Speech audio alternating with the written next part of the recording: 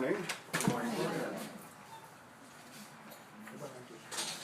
How many of you weren't here last week? Okay. But We're we've not. taken it before. Okay. We probably have some We're repeat. new people. All right, let me spend about 5 minutes talking about what we did last week on soil. So today we'll be talking about how to plant plants properly, make them survive. The thing we stressed last week is that for some reason the industry is all confused about what good soil is. So in this jar here, this sandy material, to us this is perfect soil. This is ideal soil. Most of Garden Grove, Santa Ana, flat areas of Tustin have this type of dirt, and really shouldn't have to modify it at all. This is the best thing that plants can grow in. Unfortunately, the industry is, I forgot to put my sample in, of potting soil. But most people will tell you, most other stores will try to sell you a bag of compost, which is essentially ground up dead plant. So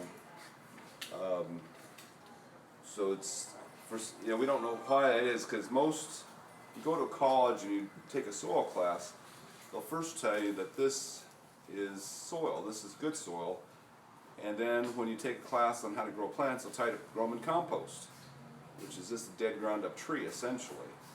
And we're trying to tell everybody, well, dead ground up trees, you might be able to grow a plant for a while, but a dead ground up tree is the ideal place to grow mushrooms, not plants. Totally the wrong thing to do is to try to grow a plant in a dead tree when their normal home is this. Now, sandy loam soil is made out of sand, silt, and clay. 99% of soil is either sand, silt, or clay. Now, sand, if you melt sand, you get glass. It's quartz. Glass is quartz, sand is quartz.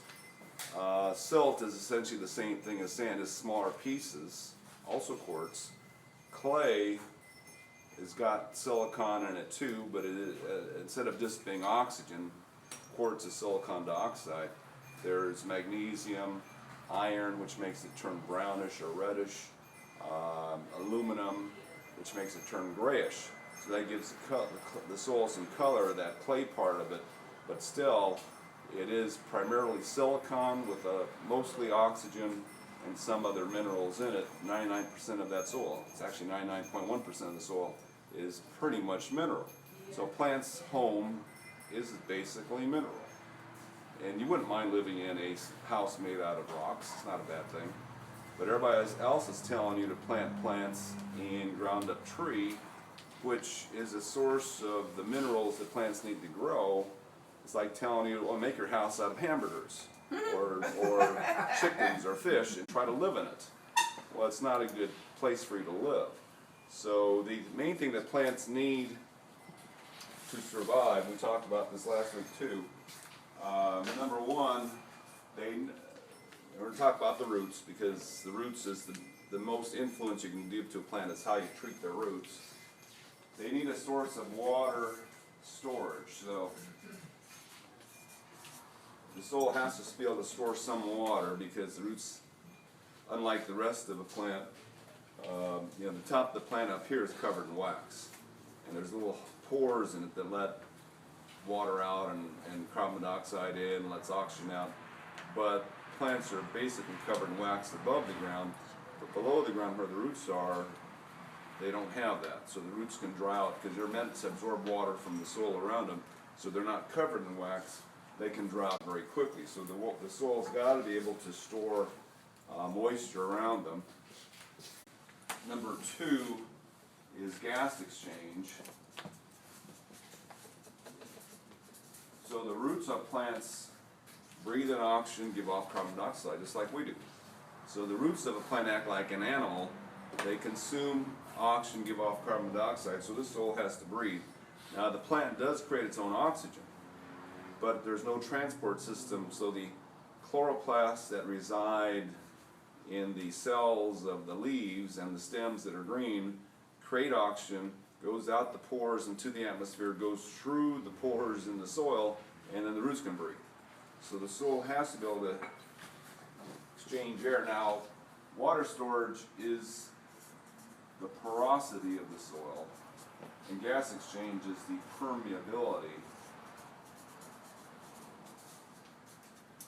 of the soil. So generally, we'd like the soil to be able to be more porous, hold more water, and more permeable, exchange air. Now those two are actually opposites. So we have to find the happy medium there. 3, I mean, it's got to be stable. If the soil is shrinking on you, then the plant's not happy. The plant starts leaning. I mean, we see a lot of trees and landscapes that start leaning, and that's because someone did the soil wrong, didn't make it a stable soil. For insulation, now, I used to put nutrition in there, but we know nutrition, the source of nutrients is not the soil for most plants. So nutrition is not what the soil has to be. This soil has no nutritional value. It's basically quartz. There's nothing the plant, well, they think now that plants may be getting silicon from the soil because that's all the soil is, silicon. And that's an essential mineral for plants that's not being listed because basically every soil on earth is silicon. So, but nutrients is not important because most plants don't use the soil for nutritional purposes.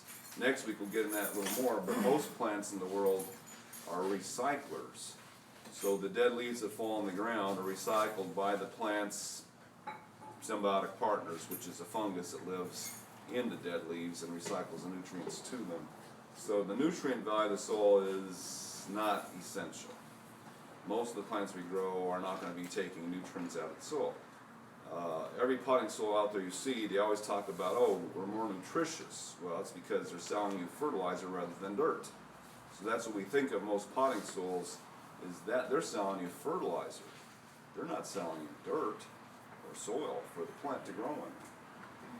Because they're telling you this plant, can get by on living on this soil. Well, so anyway, nutrition is not as important. Insulation definitely is. I mean, plant roots generally operate between 35 degrees to about 85. That's what they like to be.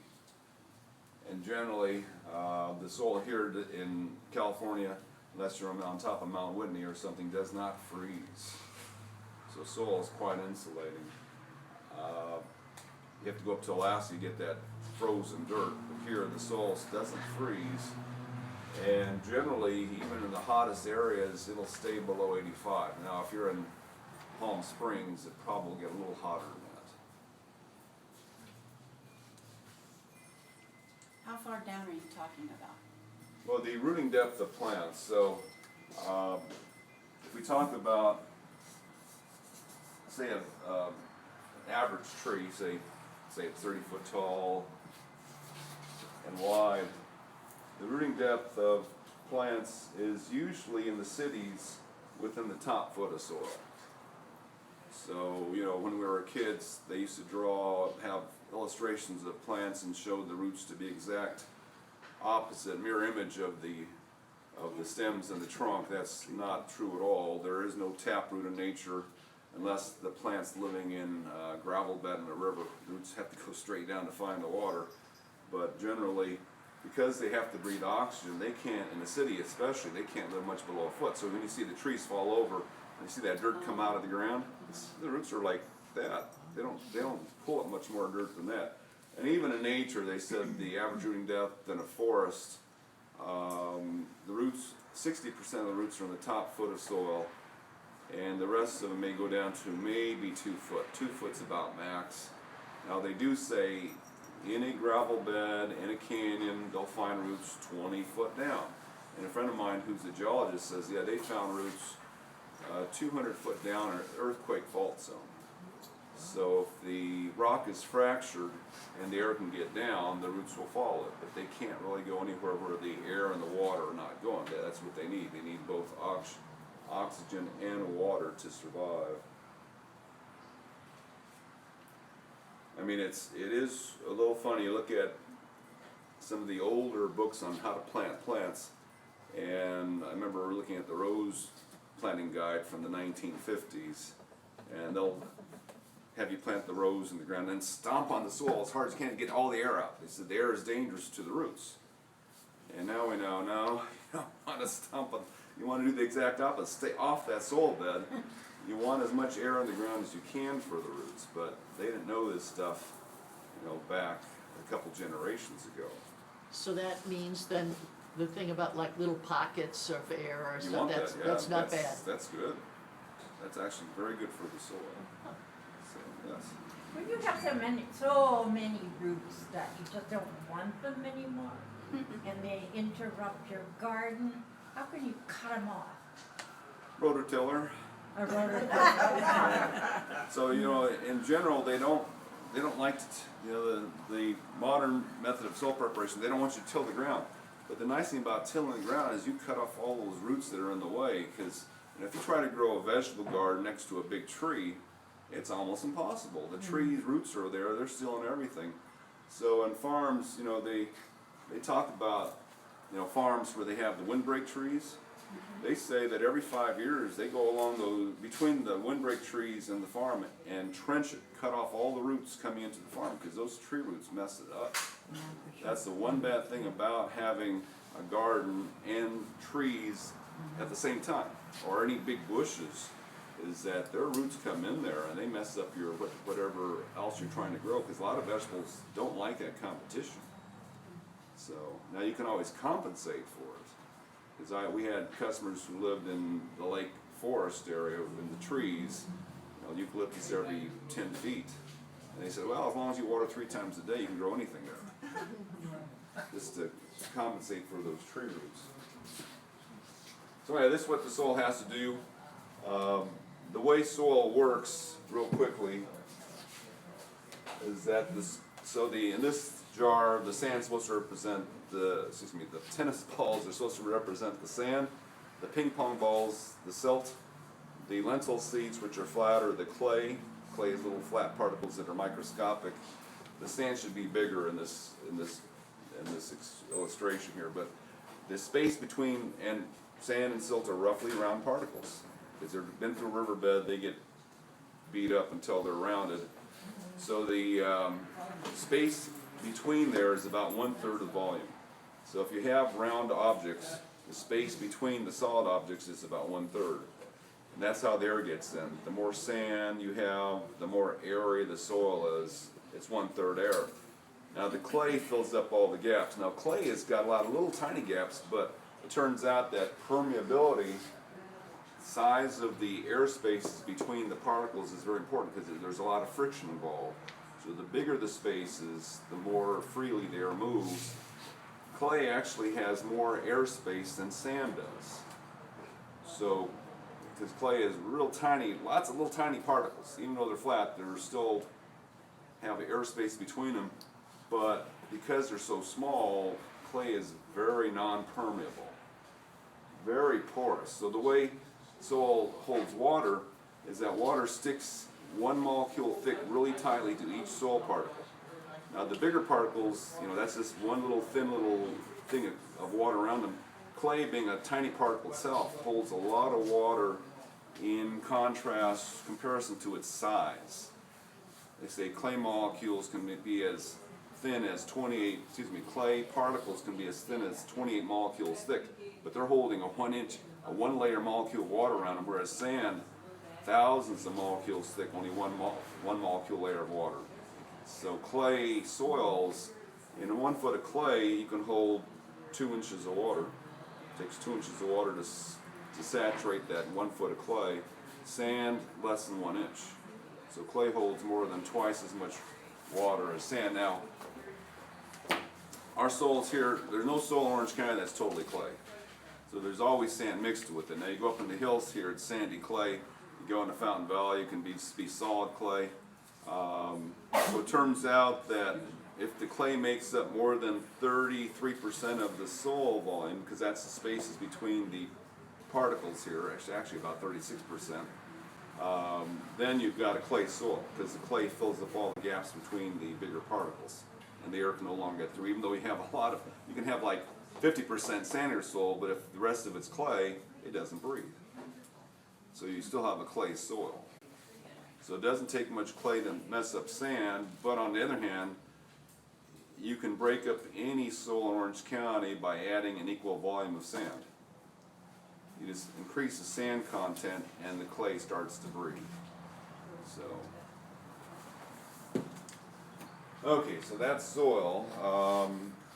Don't buy the stuff that's called topsoil. There's people sell topsoil and usually they take perfect soil like this and add a whole bunch of manure or compost to it. So a lot of dead stuff goes in there. And the problem with compost in the ground is that it's high, you know, even though they might tell you it's finished compost, still compared to sand, it's something dying and rotting. So there's a lot of biological activity around dead things in the soil. And because of that, those dead things are consuming all the oxygen. They consume a lot of oxygen and they give off carbon dioxide, and if the oxygen levels are real low, they'll start making sewer gases, which are real toxic to plants. Sewer gases tend to turn the soil dark, black. Now, what we know now is that if you add a lot of compost soil and it turns black on you, you've just killed it. It can't support life. So once your soil gets real dark in color, you'll have to throw it away and start over. Soil should be lighter normally. Now, there is such a thing as black soils in nature that are really rich, and those are black because they've got a real low content of charcoal. So charcoal in nature is soil's miracle material. Charcoal is charred wood that didn't oxidize to ash. That happens either in a campfire or if you have a volcanic activity and you get this huge plume of hot gas pass over a forest. Not enough oxygen there to oxidize the wood that quickly. It just turns to charcoal, and then from that point on, that area with the charcoal in the ground, the charcoal collects minerals like crazy that the plants can utilize, and that soil becomes forever rich and black. But if you do it with compost, you've just killed off the area. Now, if soil does turn black, because we've seen the research on it, if you aerate that soil for several weeks, just keep turning over, the black just leaves the soil, and the soil can be viable again, but you've got to aerate that soil, get all the oxygen back into it, and finish the decomposition. So dead stuff in the ground is not good for the plants. Yes? What about the addition of decomposed granite? Well, decomposed granite is really just sand before the rivers get to it. So what they sell as decomposed granite, which is mountain soil, is essentially the same as sand, except it hasn't been through a river yet. So instead of the pieces being rounded, the pieces are still square or crystal shaped. So yeah, decomposed granite is a good soil substitute or a good amendment to soil. So is sand. Pumice and perlite are more efficient in that they're also silicon dioxide or quartz, but they're airy on top of being square or chunky. They're also airy. They got the air. It's like straws in the ground. They have airflow through them. So those are all, you can add those to the soil, make it more airy. Sand is fine. But most plants can exist in clay, you just have to get them started. So we'll talk about that first here. So the main thing about planting plants, let's assume you've got a perfect plant like you would get from us. Or the ones we grew are perfect. So when we grow plants, we don't use any ground up wood. The soil here is our top potting soil, which is volcanic rock, sponge rock, sand, charcoal, and peat. Now, there are organic materials that are used in growing plants. The best one out there is actually, well, charcoal is ideal because charcoal, once it's charred, it doesn't decompose any further. So this is a stable material. But charcoal's super expensive, $50 a cubic foot wholesale, so we don't use much in our mix. Rice hulls, extremely stable. The rice hull, the hull of a rice kernel, 90% silica. So essentially what we've heard is these don't decompose either. our soil handlers do not want to have rice holes in their mixing plant because rice holes are too light. They said they just, wind comes up, they just blow all over the place.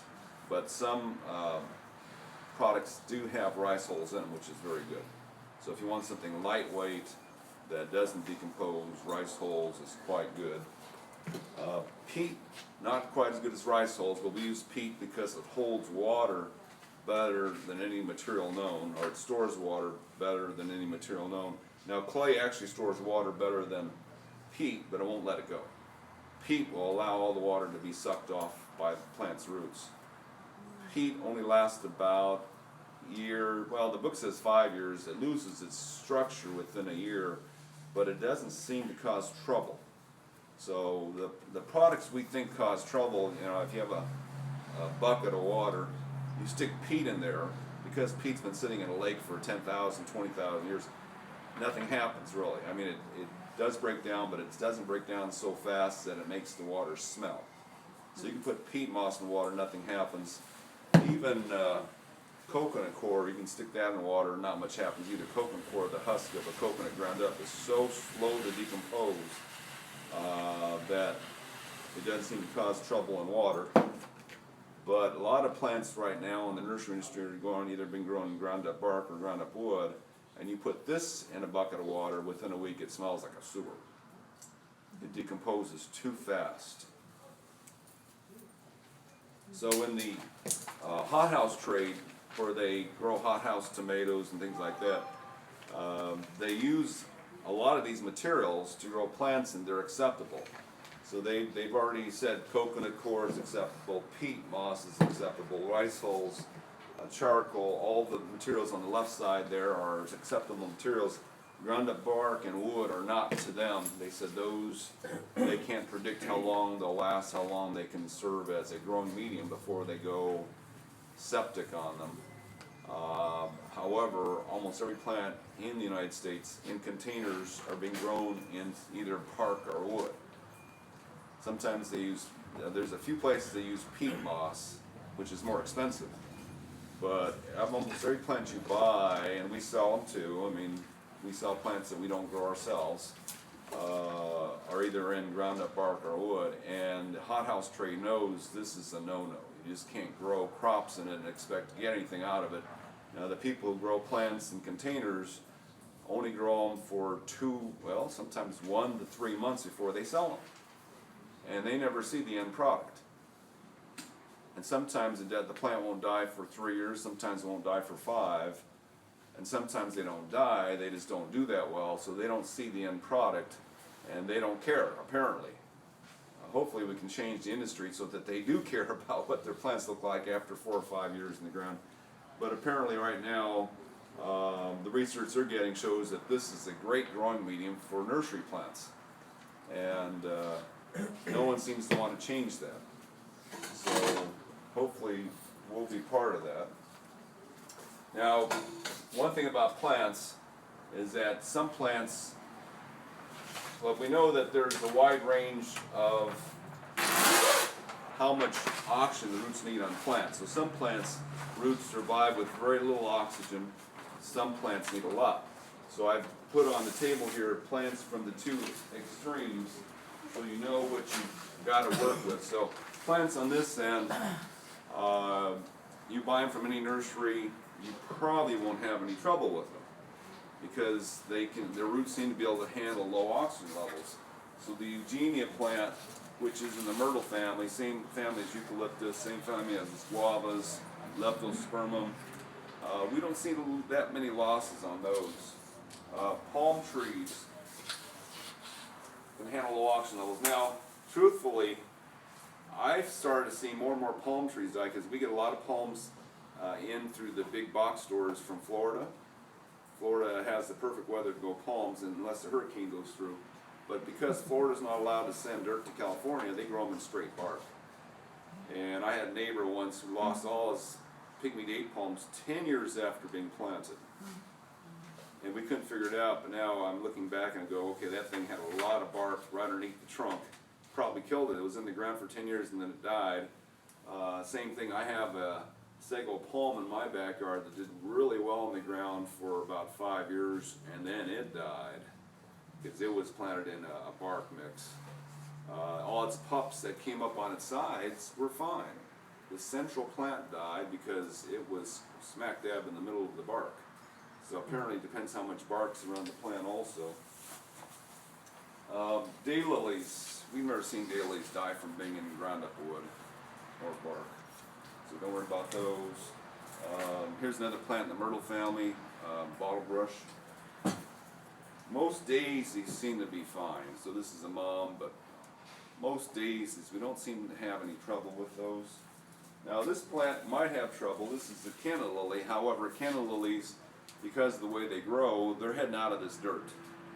So within a year, this thing has got an underground stem that comes out and goes sideways, and the new plants come out outside of the original root ball. So even if the original plants in the middle die off, they're out of there. So a lot of the other lilies do that. They migrate out of that soil slowly. Conifers like Italian cypress, pines, junipers, cedars don't seem to have much trouble with compost. Now, this is interesting, this to show you, we normally don't think lantana is affected that much. However, when we grow lantana in our own soil, it turns out nicer looking. So that's one thing. Same thing with roses. When we grow roses, the leaves turn out green, and when we get them from other growers, they turn out, I would tell you, less green. I mean, one year we got in a bunch of roses from a major rose grower and put them in our rose display, and we can just tell from a distance which ones were ours and which ones were theirs, because ours were greener. So it seems like the wood that's in here, well, we know wood and bark give off tannins, which cause a lot of leaf discoloration. That's probably what it's doing. Tannins also discolor the water coming out the bottom of the pot, whereas we think that the water coming out of our pots, because of the charcoal in there, comes out cleaner. Succulents, the same thing. So succulents generally don't die from being in the wrong soil, but they don't come out the right color either. So this well, actually the homeowner gave this to us in their pot, in their cactus mix, and this is in our top pot mix. You can see the difference in color, same plant. And then a lot of generic shrubs like privets. No one seems to be able to kill privets. Grasses generally aren't affected for the most part. However, a lot of the grasses that are powdery blue have trouble. So this is a native grass called line grass or blue wild rye, and it's having some trouble in the same soil that this one's in. And most grasses don't have trouble. Your lawn grass, no matter how badly they compost the ground before they put it in, it seems to make it. But a few grasses have trouble. The worst grass we've seen is Heliotrotricon, which is blue oak grass. It tends to rot out in compost. That's wild rye, which is not, doesn't seem to die, but it always has a lot of dead stuff in it when it's in the wrong soil. So on this side, the worst plants tend to be papayas. So we had a hard time growing papayas until we realized it was the soil that was making them rot. And lavender. Now, this company with the green pots does not use wood or bark in their mix, so we try to get it from this company.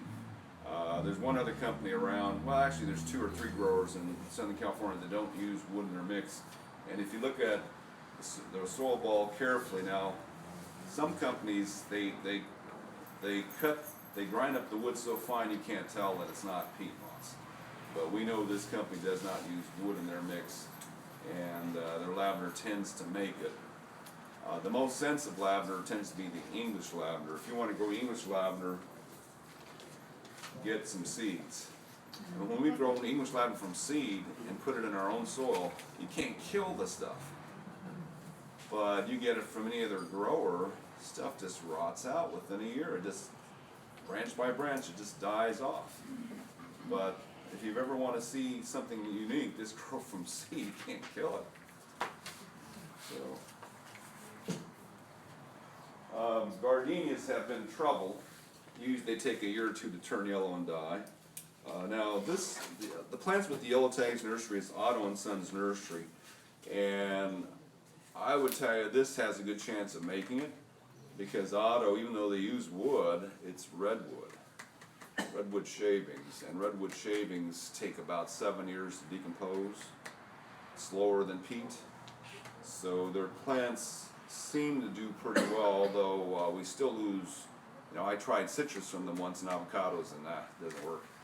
But they've got a good chance, better chance of surviving. Like these two coprosmas here, I expect theirs to make it. I expect this not to, unless we change the dirt, because this has got chunks of wood of unknown type in it, and we don't trust it. So if we were to buy a gardenia, for instance, from somebody else, and we want to plant it in the ground, should we then interfere with the root ball and get rid of all the stuff that's on it? If you want any chance at all. Now, here at the nursery, we do a lot of, quote, purging, where we take plants, take all the soil off, switch it to ours. Plants go in shock for 2 weeks, so we shade them for 2 weeks, then put them back out for sale. Our track record with gardenias was the worst of any plant we've done. About 50% loss on gardenias. On other plants, we rarely, like we've done over the years, we did maybe 1,000 citrus, maybe more than that. Didn't lose a single tree, not a single one. Avocados take a beating when we do it, but none of them have died. But most of the gardenias we've done have died, so we grow all our own. I've got a new crop coming up underneath the edge of the shade area out here that you can buy if you want. They're 1 gallons right now, but we grow them. It's interesting. Gardenia is one of the easiest plants to grow in the right soil that we've ever seen. Period. I mean, you grow them in the right soil, you can't kill them. You can water them as much as you want, nothing happens. Do you graft them? No, you just take cuttings. I mean, you take a piece like this and stick it in our acid mix and throw it in the shade, it grows. It's almost like a succulent. I mean, I've taken cuttings on gardenias where you don't lose a single cutting. You do 50 and you don't lose a single one, that's amazing. Whereas most plants with cuttings, you get half a take. But gardenias are one of those plants that are incredibly easy in the right soil mix. It's just crazy that the growers don't understand what they're doing to the plants. So.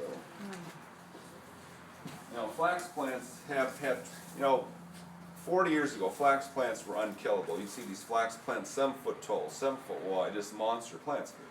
It's like nowadays, everybody's shying away from them because they all rot out in the bark mixes. You want to grow a flax, you got to get it out of that soil and change it. So they brought another plant that was seemingly a little easier to grow, the cordyline, and they turned out to be even worse. So cordyline, like this one, we switched the dirt on it a few months ago so that we know it won't rot now and fall over. But there's a lot of cordylines out there you see that are just rotting and falling over. My dad used to grow kangaroo paws in the 1960s. He had so many, he couldn't kill any, no one knew what they were, didn't sell. The nursery had hundreds of these things, none of them ever died until the 90s when they started trying to grow them in a different soil mix, and it's now all these tend to rot and fall over. And of course they'll tell you you're overwatering, but my dad watered his every day. It's not the water that hurts them, it's just the ground up wood that they put in there. So here this one we only changed a few weeks ago, so we changed the soil on this, actually it was only about a week ago we changed the dirt on that one, so that this one now is indestructible. A lot of the natives hate ground up wood. So here's a CNO that's on its way out. I'll probably work on this as a demonstration plant. This is a manzanita that we changed the soil on, so hopefully that has a better shot now. What is When you change the soil, you take all out, all of it around We the do. root ball, when you change the soil? You don't have to, but we generally do for our customers, yes, when we do the changing. And I'll demonstrate that. Now, I'll probably do one of these too. So this grower does Grevillea. This grower is not the worst soil I've seen, but not the best either. I got it from a different grower. This plant's been here at least a year, and it hasn't grown beyond that because number one, they don't use, this soil from this company is actually about the same as this company, but because there's more of it in this pot, it's got a worse effect on the plant. This plant hasn't grown at all. I mean, a lot of our growers, same thing happens. In a smaller pot, their soil mix works. In a bigger pot, it's deadly. Because the problem we have is the distance between, so on most plants, when they're in containers, there's a gap between the roots and the edge of the pot. And so the air gets in through the edge of that, through the gap inside. And in a 6-inch pot like this, the distance between the center of that root mass, center of the compost pile, and the outer edge is only 3 inches. And here, with the 10-inch pot, it's 5 inches. And that seems to make a huge difference on the health of the roots. On plants like this, when you pull them out, you'll find roots at the bottom and the sides. You won't find anything in the middle. Because the middle that's just a ball of compost. The bigger the ball of compost, the less air there is in the middle of it. So this can be a lethal dose, whereas this may not be. A lot of times, you know, if you get a plant in a pot like this, even though this is terrible soil, this can make it because there's only 2 inches distance between the sides and the middle of this compost ball. Now I think this heliotrope is too sensitive. If I were to do it, I'd at least make cuts into the root ball so that the gap between the outer and the inner side is smaller. So you can just make slits in that so the air can get in there better. Like Sunset Magazine about 20 years ago ran an article saying that when they're growing tomato plants in the ground, they want to know how to affect the root ball to make the tomato plant better. They said the only thing that made any difference at all, because they scored the side or they plant the plant deep or whatnot, they said the only thing that made any difference is they took the root ball and split it from the bottom and filleted it open on the bottom, butterflied it open. And of course what that does is it makes the amount of compost around the roots very thin when you fillet it open like that. They said that made the biggest difference. And it makes sense to us, didn't to them, but it makes sense to us that you take that compost and split it in half, suddenly the roots breathe a lot better and you have a healthier plant.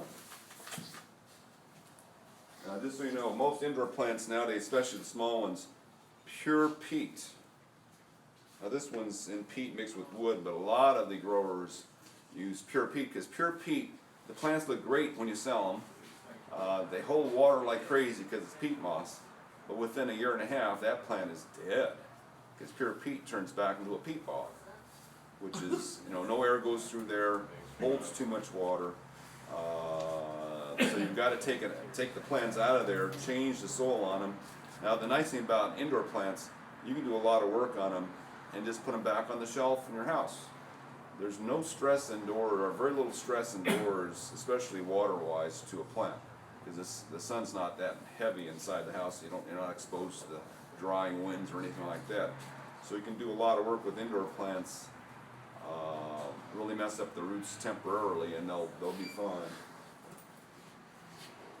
But back to planting in the ground.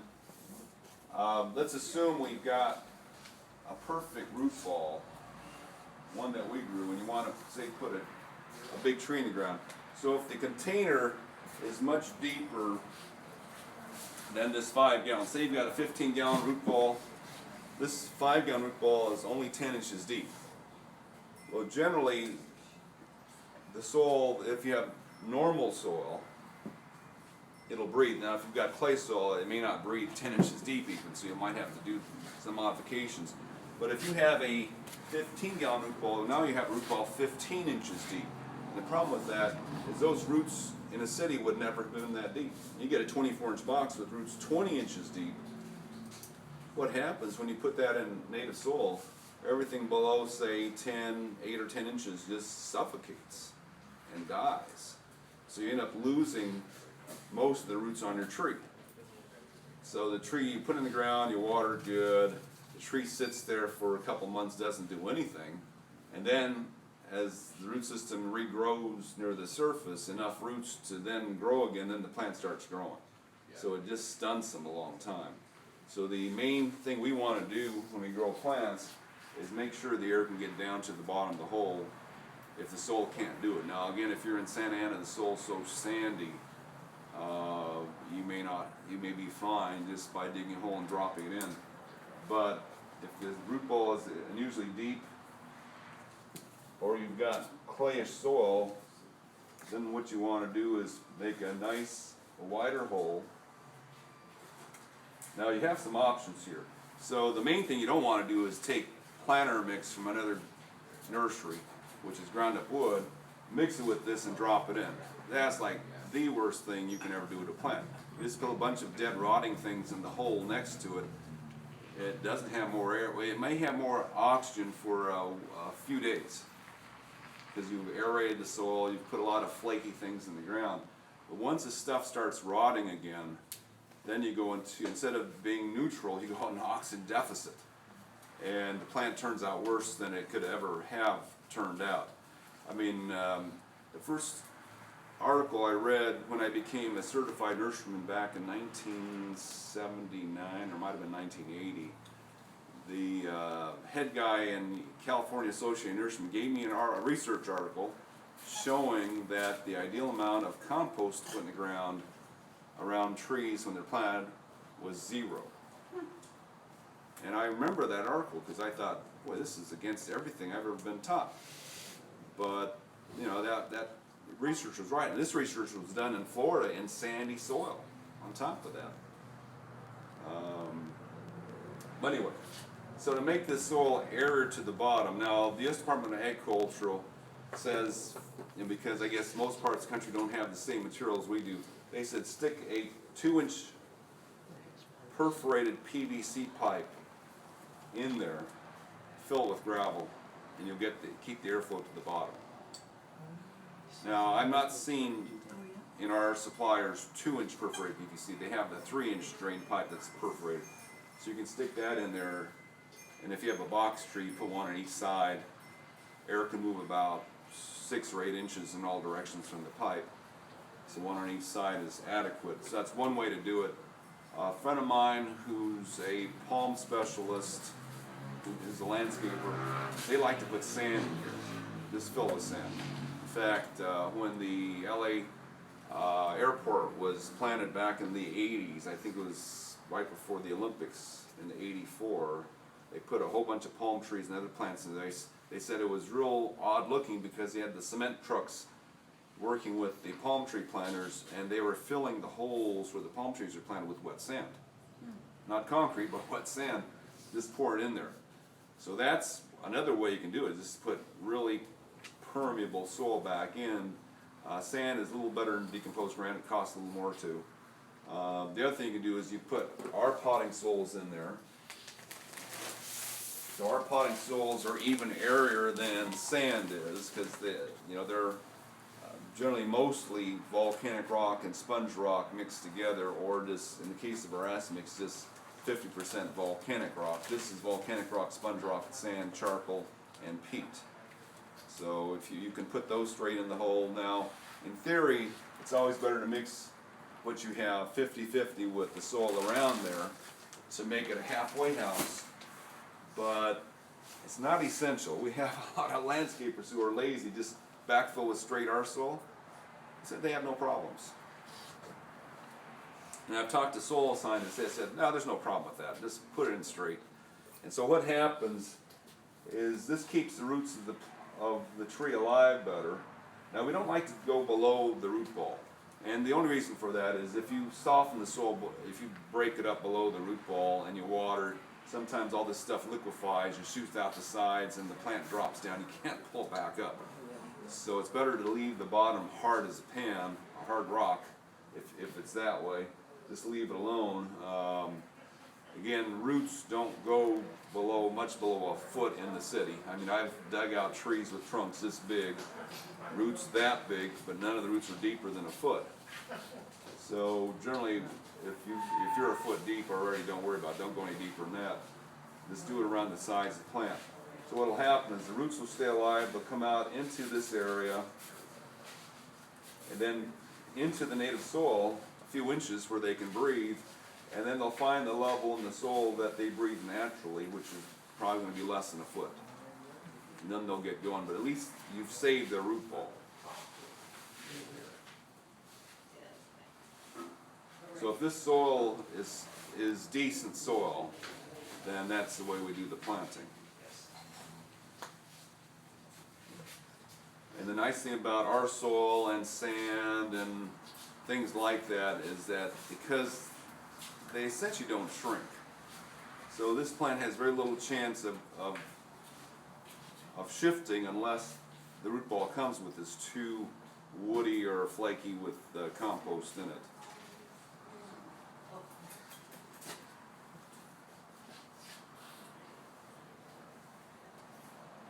Does it matter if we use top pot or acid mix between those two? Does it?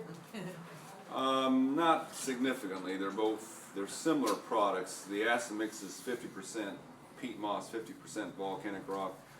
The top pot, a little bit less peat moss, so there's a little bit less chance of shrinkage in it, but it's minor.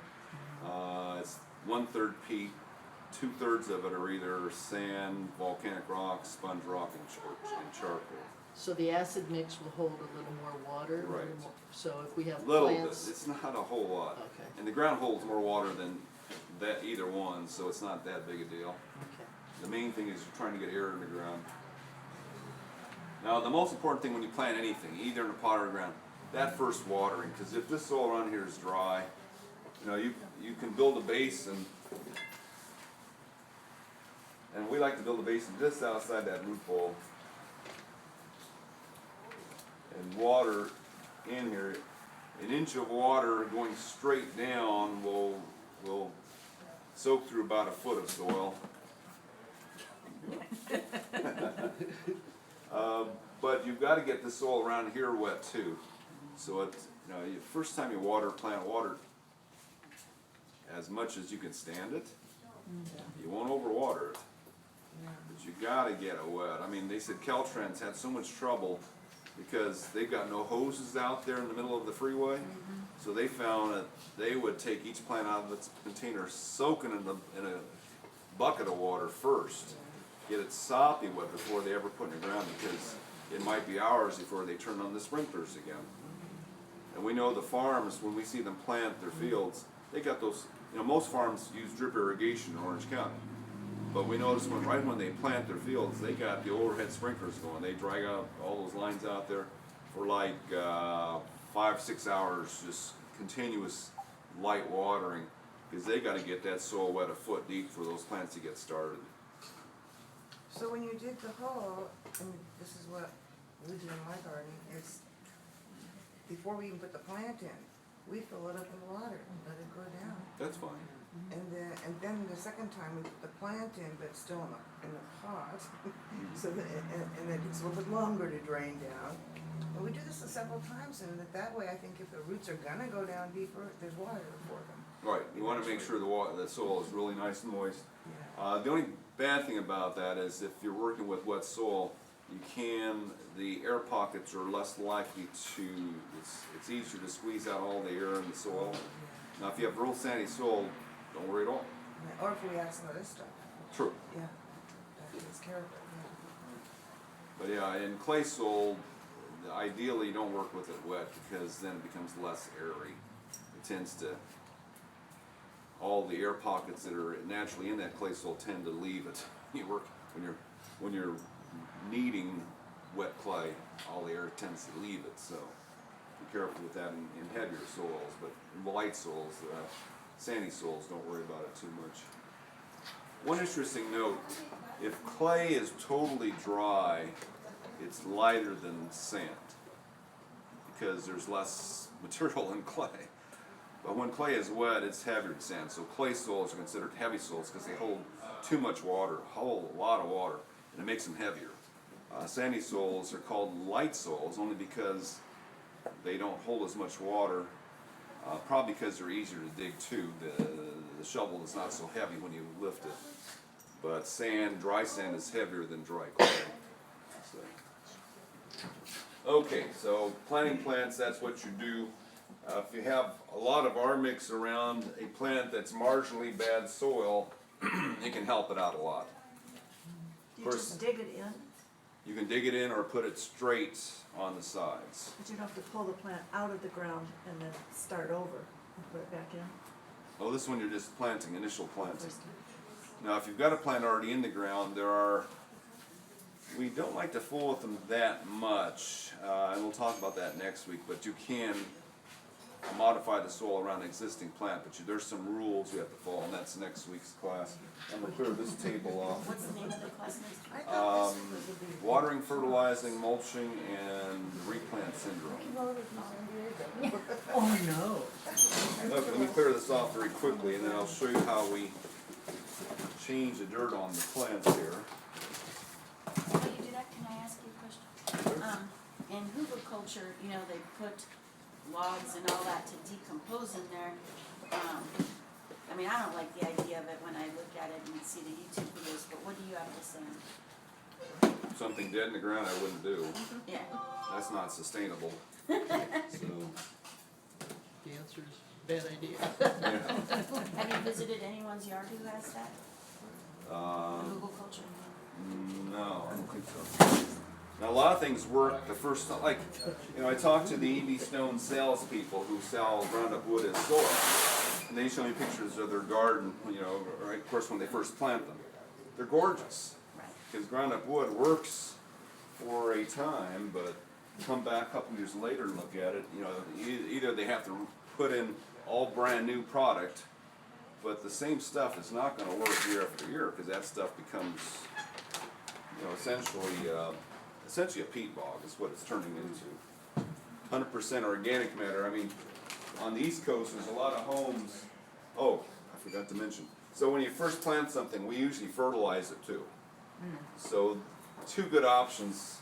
I mean, in the long run, an organic fertilizer or something as simple as dead leaves over the surface of the area is the way to go. So organic fertilizers in the long haul, we'll talk about that more next week. In the short run, the chemical time release fertiles like this, we know they work right now, and they'll work, this says 6 months, we'll get at least 4 months out of it. So in the nursery, we use this because it's going to work right now. And the other problem we have, because we're working in containers a lot, you put the organic fertilizer in here and you water it, the water kind of blows it right out of the pot. So so we do this for practical reasons, but in the long run, the organic stuff is better for the plant.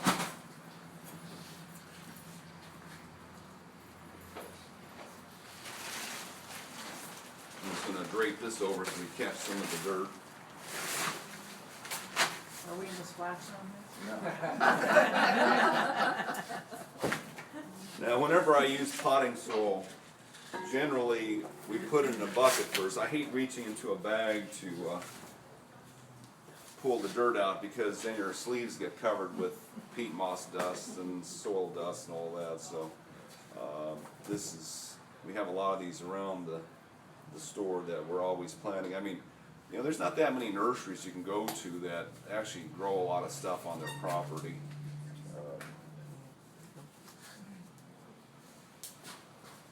So I'm going to take this guy first and see what's left in it after a year sitting in the display and not growing an inch. I mean, you go to a lot of nurseries, they have a lot of plants in the displays that are just going downhill. So we know that we should do something now. Where was this? I swear I got this from West Covina, who uses better soil, but this soil is what a lot of the nurseries in the Bay Area are growing their plants in. I can tell by the little red rocks in there.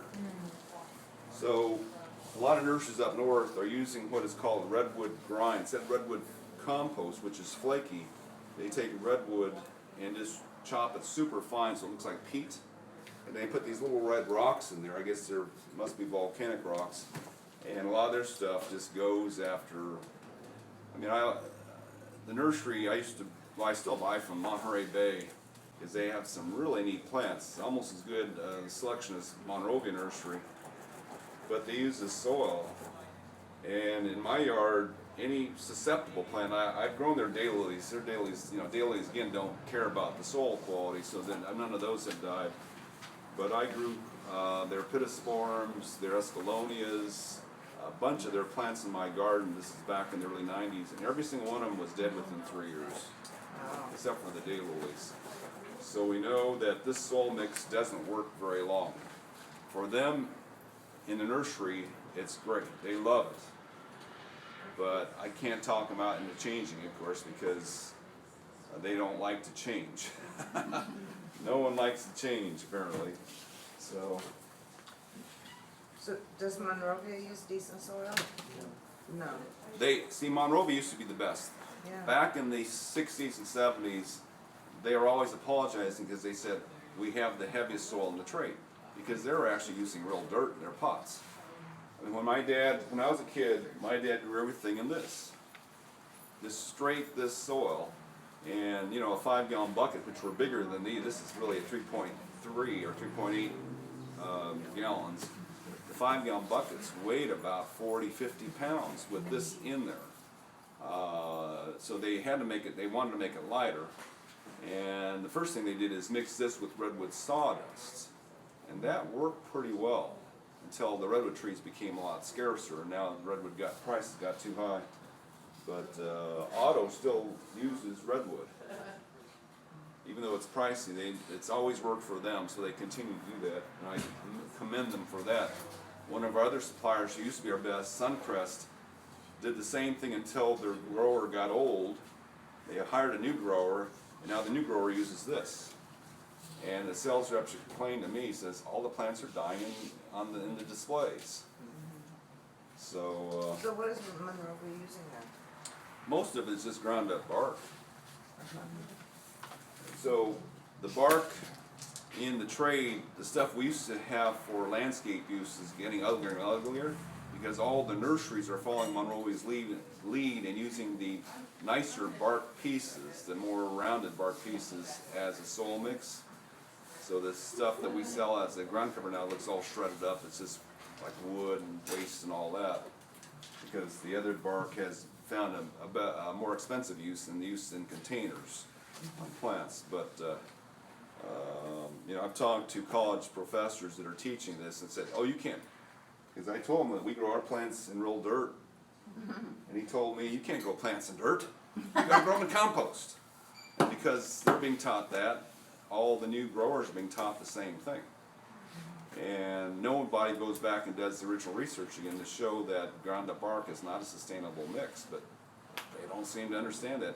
But there's a lot of articles that say it's not sustainable. So the article I read back in this was 2000, no, it was 97, I think. Might have been 2007. I'm getting my decades mixed up now. But the American Nurseryman's magazine, they were talking about using bark in Michigan as a soil mix. And the guy said, you have to decompose it for 3 months because it's too hot to put in a container. You've got 5 months to grow your plants and sell them, and then after about 8 months down the road, it becomes a toxic medium. Now, if you're in Michigan, you have the plants sold and out of the nurseries by about September that year. So they've only been in the pots about 5 months at that time because everything freezes in the wintertime in pots. So they just get rid of them. They don't have anything left for the next year. But that's what they said. You have those things in a pot for more than 8 months, start going downhill. That stuff becomes totally toxic after that. So anyway, what we usually do with these, now this one didn't have many roots at all, doesn't feel like. It looks like it was bumped up. But generally, we'll drop them on a hard surface. Usually it's the concrete floor. And then if large clods start falling off, I'll break them up with the pointed stick so that I don't lose the roots. The roots don't start breaking off on me too easily. And that's all compost, all that really dark dirt? About 90%. I think the rocks in here, there's a little bit of sand in there too. A little bit of sand, a little bit of volcanic rock. I think this is volcanic rock. But most of it's compost, yeah. And Meaning for bark? don't know. It's hard to tell what things are. But we know this thing hasn't grown for a long time, so it's got to be something it doesn't like. It's not a very good root system. Yeah, when we noticed that the better the material, the more denser the roots. So if you get a plant in our mix, let's see if I have one that's been in our mix for a while. I may not have one up here right now.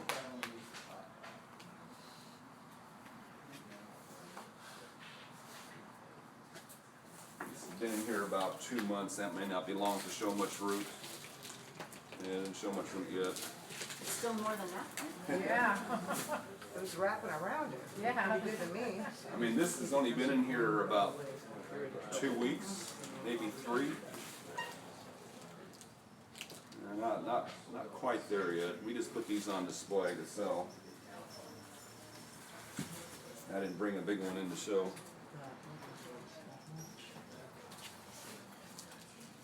When we're doing citrus trees in the 5-gallons, we just drop them on the ground about 10 times to loosen up the root ball.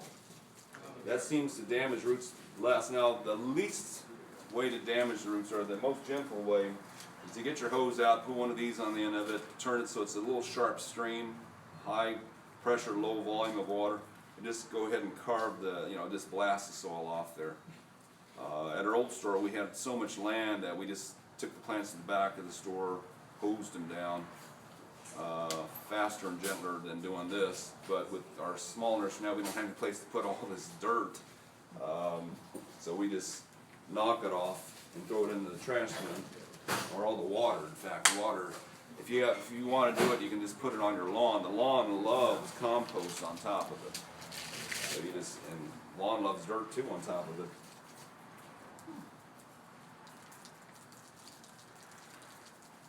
So loosen up a little bit. Hopefully not too many of the roots break off. Generally, if we lose up to 20% of the roots, it's not the end of the world. Now sometimes, we take plumeria out of a pot from another nursery. Like we've seen it where it's just one root on it at the end of that stick that's in the grower's soil. Should you have the plant pretty well watered when you start to do this, or We like dry? it seems to work best when it's damp. When it's real dry, it's rough on the plant. Here's the weeds stuck in there. What is that plant that you're doing? Grevillea. So when we get to about this point, one way you can do it is start vibrating the stem. So I hold the stem in one hand and vibrate my hand with the other. If you have a trunk on a plant, like a citrus, you just hit the trunk, and then the dirt starts vibrating off.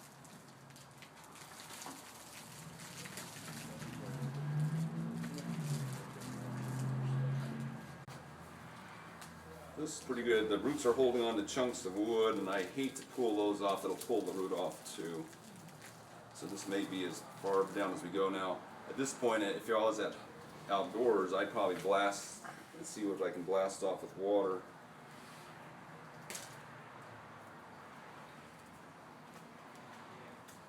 But this is probably adequate for this plant.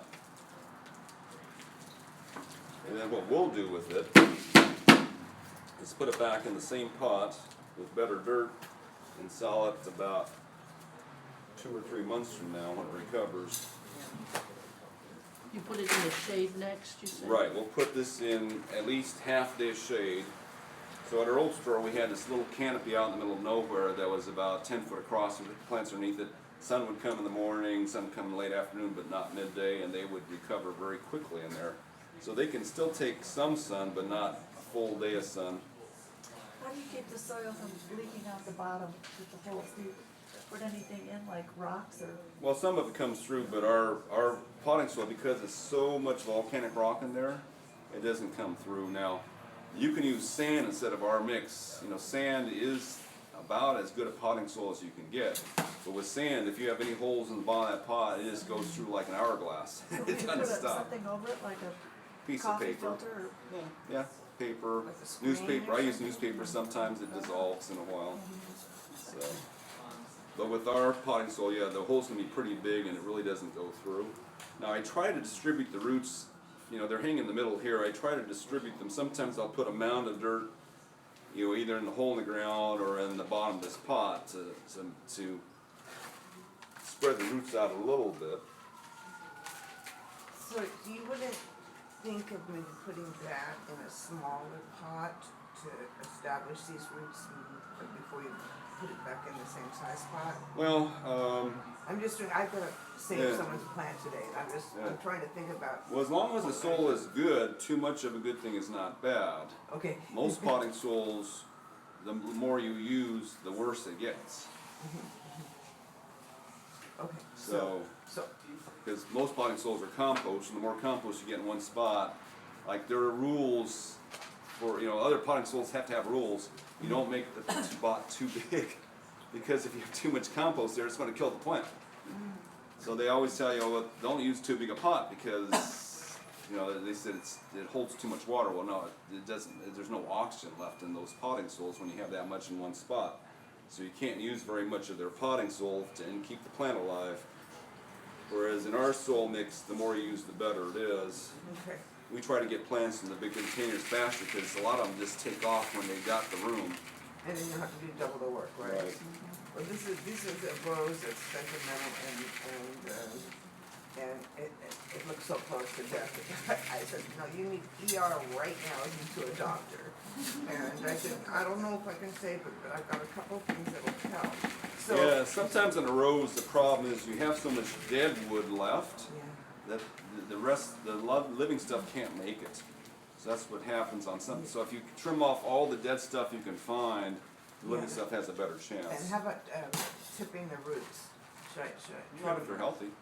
No, they're not healthy. Depends on that. I doubt it. I mean, I'm sure let's put in Marigold or planting soil in a big barrel. A lot of times you pull a plant out of the pot, and especially if you hose it down, all the rotten stuff just falls off. Okay. It's so We'll give that a rotten, try. it just All right. slimes right off the plant. It's safe whatever holds on with the, you know, Okay. with the hard stream of water, that usually separates the living stuff from the dead stuff. Perfect. So, you know, in a container, I can do this. I can shake it to redistribute the roots a little bit in the ground. Of course, you can't shake the ground.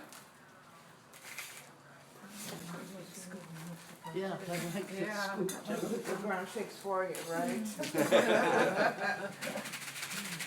So sometimes if it's a little low, I'll hold it up a little bit and shake the soil, and then it pulls it out of the ground just a hair. Instead of pushing it down like the old way, right?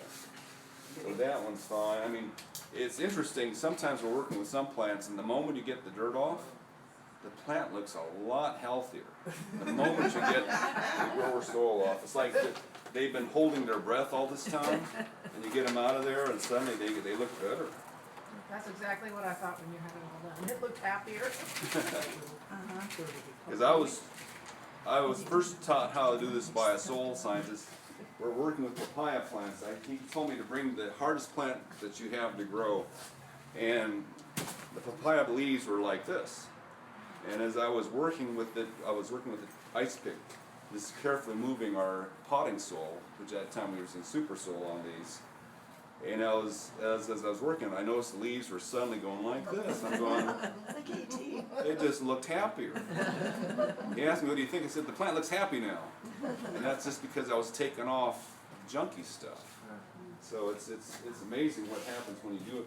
And then you'll notice that as the plant recovers, everything gets bigger on it. The leaves get bigger, the flowers get bigger, the color gets better. It's important to get this watered within a few minutes after you do it. Do you keep it low so there's an inch or two, Yeah, we wanted an inch or, there's about an inch and a half of gap here so that the water has a place to get, so the edge of the container can act as a. So it doesn't just run off of that. Yeah. Right. So we like to work with that, about that much soil when we work with it. Now I'm gonna do one other plant here.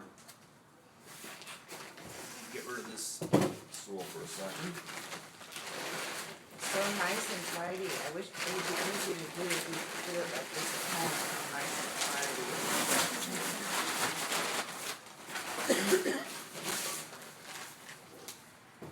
So the one plant that has always been delicate in the trade, as long as I can remember, has been bougainvilleas. Oh, yeah. And what we're finding out Yes. is that they just don't like the soil they're growing in. That's why, you know, they said you be very careful trying to pull out because all the soil falls off roots. It's because they hate this soil. They just don't like it at all. Now, what we usually do when we plant bougainvilleas, what we'd recommend you do is cut the plant in back.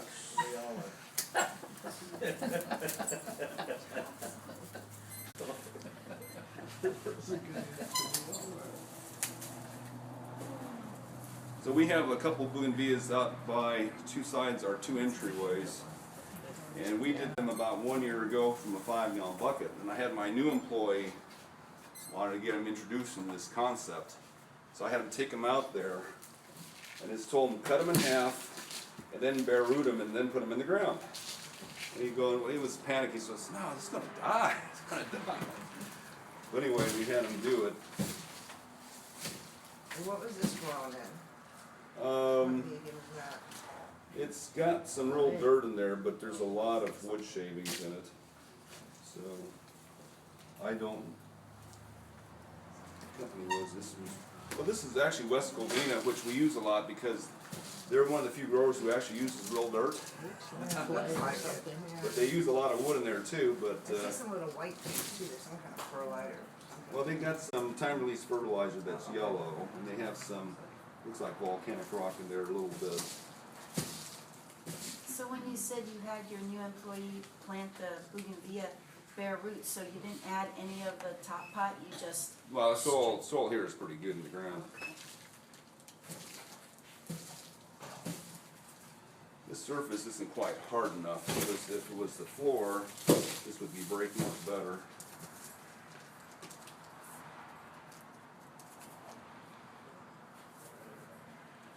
Oh, I just split my tool here. I like to have a sharpened stick to get into the root ball.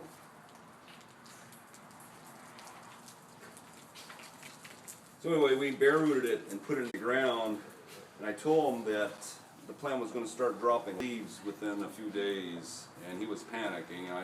He was concerned it was going to die. So when plants drop leaves, that's a thing that they do to save themselves because they're in shock. If the leaves hang on there brown, the plant's dead. But if the plant is actually shedding its foliage, now it happened to be a fairly mild weather condition, kind of like the last week when we did the bougainvillea out front, so we didn't take all the leaves off. We just set it in the ground. It totally defoliated within a week and a half, and then 2 weeks later refoliated, and now they look absolutely fabulous out there. And when you do that to a bougainvillea, suddenly it blooms year-round. So in the nursery, what we always noticed in the past was if we just left the bougainvilleas in the containers for the winter, they would drop all their flowers and drop all their leaves and look dead in the winter. And then when it got warm in the spring, they would wake up and start growing again. But one winter, we decided to change all that, so we took all the soil off of one, and I think we did it right after Christmas, took all the soil off the plant. First thing it did was go into full bloom in January, and never stopped after that. It was just stayed in color year-round. So we know that they hate this soil. Get them something better, and suddenly they become a totally different, ever-blooming, evergreen plant.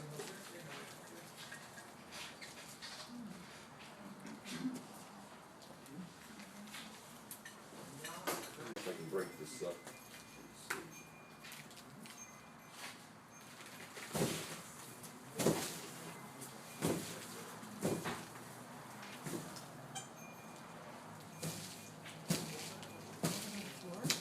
Let's see.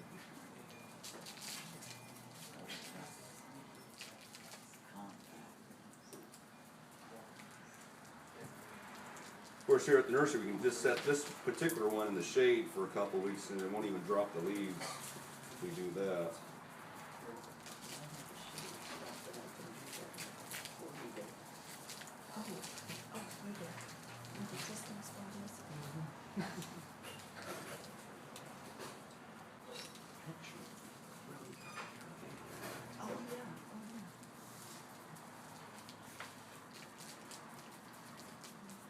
I've maybe, got bougainvilleas that have been in the ground over 30 years. So is there anything I should be doing to them to, not really. If of they, course, I did buy them from your father, so. That's why. we didn't have good bougainvilleas in those days, but if your soil's good, they'll compensate. Yeah. So this is the point now where I can shake this, they're vibrated.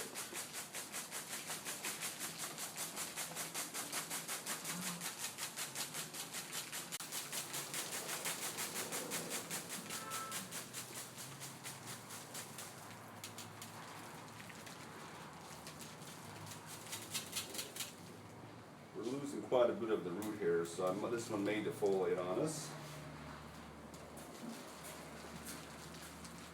That's because the soil wasn't bad enough. Sometimes, from certain growers, sometimes we just touch it and everything just drops off.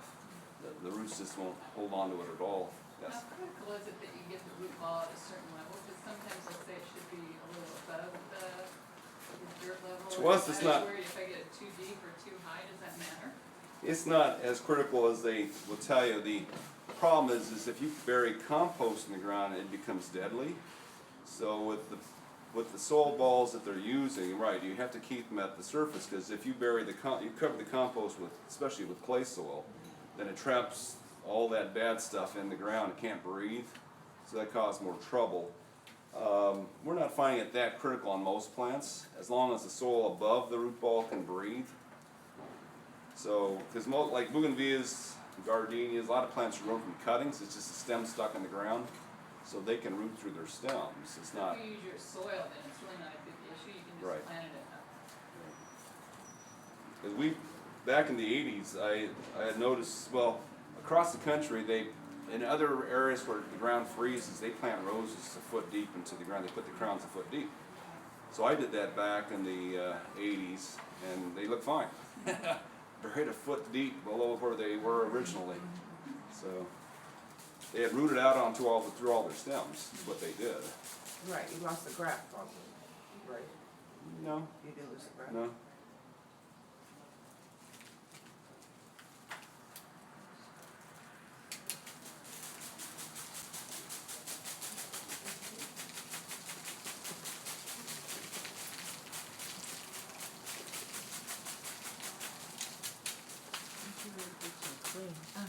Wow, that's really empty now. Yeah. Well, it's good to know you go that far. It's scary. So if I was putting this out in the sunlight, I'd probably cut it a little shorter, maybe down to 2 feet. Because we took a lot of root off this one. This soil wasn't that bad. A lot of times what you'll find is right at the center, a ball of really good soil. Is most growers, when they propagate plants, they use the right stuff. We see a lot of them that have a little thing this big, about 2 inches, 3 inches across, that's a solid peat moss and perlite, sponge rock. And the growers, that's how they propagate them, because they don't like to grow in wood at all. So we see that quite a bit on plants. I mean, occasionally, one time a friend of mine who used to be a nursery, he used to grow the bananas up in La Conchita. He was growing jaboticabas in 5-gallon buckets, and so I bought some from him. He doesn't know much about growing plants. I mean, he was a banana guy, but and jaboticaba is really sensitive to the soil they use. So when I pulled the plant out of the pot, and there was hardly any roots in it, and this plant, which was about this big, was surviving on the original,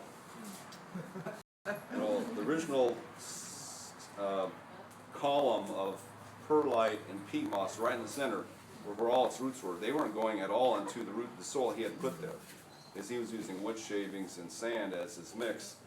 But the plant looked okay because it had that nice column of propagation soil in the middle.